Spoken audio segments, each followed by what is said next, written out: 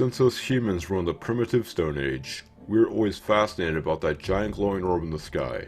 I'm of course talking about our G-type main sequence star, or more commonly known as Sol or the Sun. It's the main way for most plant life on Earth to exist, and is the reason why Earth is not a frozen wasteland at this current moment.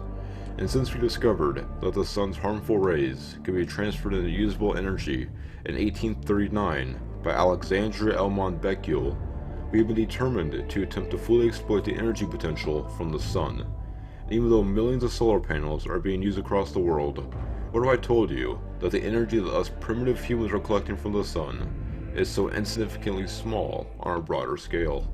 And in 1960, astronomer and physicist Freeman Dyson explored an idea that would be able to turn our Sun into an infinite power source, this being named the Dyson Sphere, a solar panel array that covers the entirety of a star, generating enough energy that they can power everything on current day Earth a billion times over. But was Freeman's idea just a fantasy, or is this idea for limitless energy a possibility for the human race a few thousand years down the line? Well, let's find out. Okay, so is the Dyson Sphere possible with current day technology? Well, yes actually, but it'll be impossible to build in a time span shorter than 1,000 years. And we're talking about building a solar panel array that's hundreds of times bigger than the Earth itself, not to mention how long it would take to get more food and supplies to the construction site. And of course, we need to have the right materials that can survive being that close to the Sun.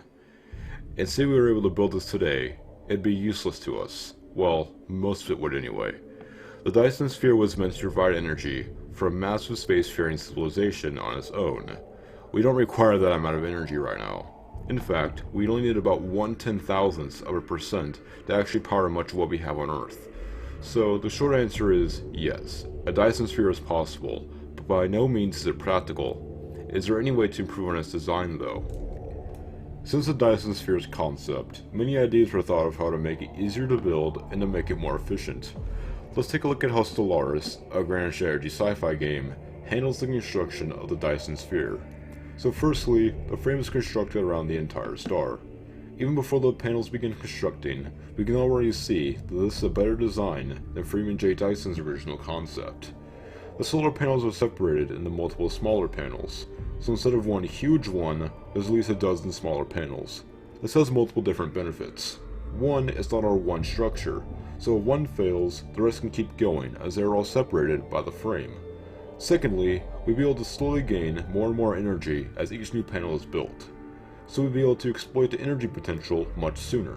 As we see in Stellaris, there's multiple stages of the Dyson Sphere, each generating more and more energy credits, which is essentially power. Another idea would be what's called the Dyson Ring.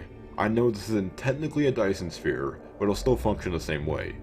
An advantage this would have is that it won't cover the entirety of the Sun, only a smaller portion of it.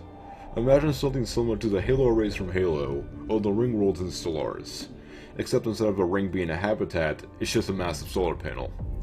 Or, instead of one massive superstructure, how about millions upon millions of smaller satellites? Well, then of course again, it wouldn't really be a Dyson Sphere. But it'll still function the same way for the most part. This is the most logical for today's power needs. So let's build, let's say, 5,000 1 km by 1 km satellites, and have them cover an insignificantly small portion of the Sun. This will no doubt cover most of humanity's energy requirements, and they'll be split up to provide power to the countries of the two major factions on Earth.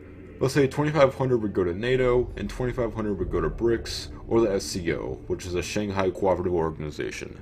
And as energy requirements get higher and higher, more and more satellites will be added to the collection, eventually covering the entire Sun when that amount of energy is needed.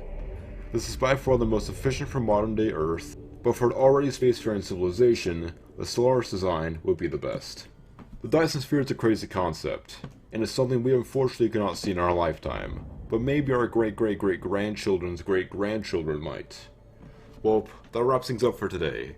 If you enjoyed, be sure to leave a like and subscribe if you're new to the Archives channel to stay up to date with all the lore videos that come out on this channel. I'll see you guys in a week. Goodbye.